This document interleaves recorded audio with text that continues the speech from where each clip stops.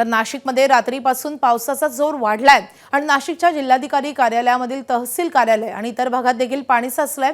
या कार्यालयाच्या अगदी जवळच आपत्ती व्यवस्थापन विभागाचे नियंत्रण कक्ष देखील आहे, त्या भागात देखील पाणी साचण्यास सुरुवात झाली आहे। त्यामुळे जिथून नाशिकमधल्या या सगळ्या परिस्थितीवर लक्ष ठेवलं जातं त्या आपत्ती व्यवस्थापन केंद्राच्या आसपासही पाणी साचलेलं आहे। त्यासोबतच जिथून या सगळ्याचा कारभार चालतो ते जिल्हाधिकारी कार्यालयाच्या परिसरातही पाणी साचलेलं आहे।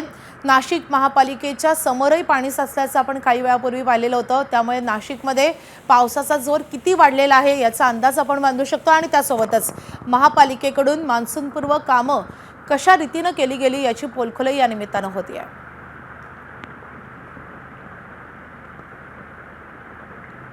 नाशिकच्या त्र्यंबकेश्वर येथील दोबाडेवाडीला जोडणारा नवीन पूल पाण्याखाली गेलेला आहे। या पुलाचं नव्यानंच काम झालेलं होतं। कालपासून नाशिक आणि त्र्यंबकेश्वर परिसरात मुसळधार पाऊस सुरू आहे आणि त्यानंतर पुलाचं हे काम आता पाण्याखाली गेलेलं आहे। नाशिक त्र्यंबकेश्वर रस्त्यावरही पाणी साचलंय।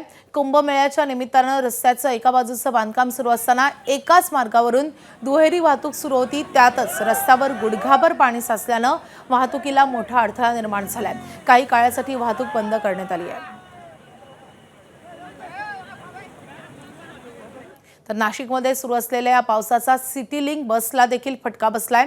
गंगापूर रोड परिसरामध्ये सिटी लिंक पाणी आणि चिखलामध्ये फसली आहे। रस्त्यावर मोठ्या प्रमाणावर पाणीच पाणी पाहायला मिळतंय आणि एक बस अशा प्रकारे चिखलात फसली आहे।